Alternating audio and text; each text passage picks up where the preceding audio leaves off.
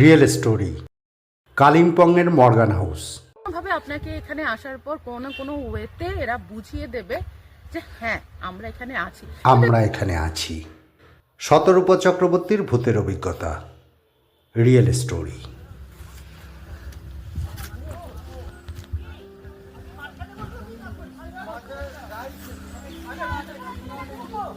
High, তাহলে আজকে আমরা চলে এসেছি মর্গান হাউসে। প্রচন্ড নাম করা একটা আমাদের ট্যুরিস্ট স্পট। ওয়েস্ট বেঙ্গলের কেন বাইরের লোকজন এখানে ঘুরতে আসে, কারণ এই জায়গার একটা ভৌতিক গল্পের আভাস পেয়ে আমিও ঠিক সেভাবে এসেছিলাম একটা এক্সপিরিয়েন্স করতে, হয়েওছে। সুতরাং সেই এক্সপিরিয়েন্সটা আজকে আপনাদের সাথে শেয়ার করি। মর্গান হাউসে আমি আসি তখন সালটা 2018 কি 19 হবে। ফ্যামিলি মিলেই আসি এবং আসার সময় প্রচুর গল্প শুনি। মর্গান হাউসে এই হয়েছিল, সেই হয়েছিল। মর্গান হাউসের যে ওনার ছিলেন তিনি মারা গেছিলেন, তিনি এখনো পাইপ খান, রাতে এখানে সেটা দেখা যায়। নানা রকম ভৌতিক গল্প শুনে মর্গান হাউসে আসা হলো। দিনে আমরা যখন পৌঁছাই তখন বেশ দুপুর ছিল। লাঞ্চ করে আমরা একটু আউটসাইডে ঘুরতে বেরোই। সামনেই ডেলো আছে, ডেলো থেকে ঘুরে ওখানেও একটা ঘটনা ঘটেছিল, সেটা পরে অন্য সময় শেয়ার করবো।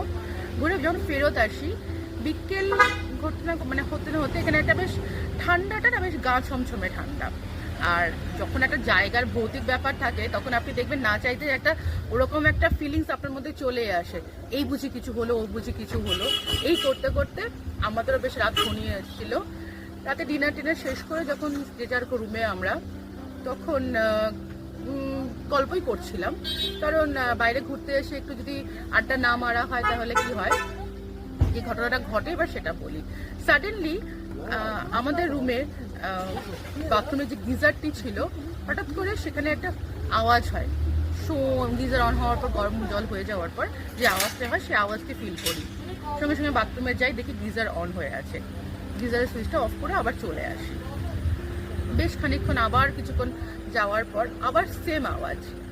এবং আমরা তখন আমরা যেটা স্বাভাবিক মন বলে যে কিছু একটা হয়তো হচ্ছে, সামথিং ইজ দেয়ার, কিছু হয়তো আছে। এবং আমরা আমাদের যারা সঙ্গে ছিল তাদের কিন্তু আমরা ফোন করি, তারা তাদের ঘর থেকে আসতে না করে দেয়।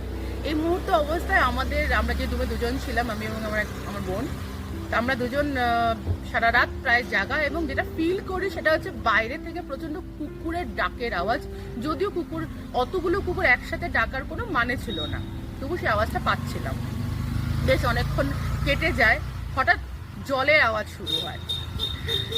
এবার যেটা হয় সেটা হচ্ছে যে আমরা তো কেউ কল খুলে আসিনি, কিন্তু সামহাও আমরা যেটা একটা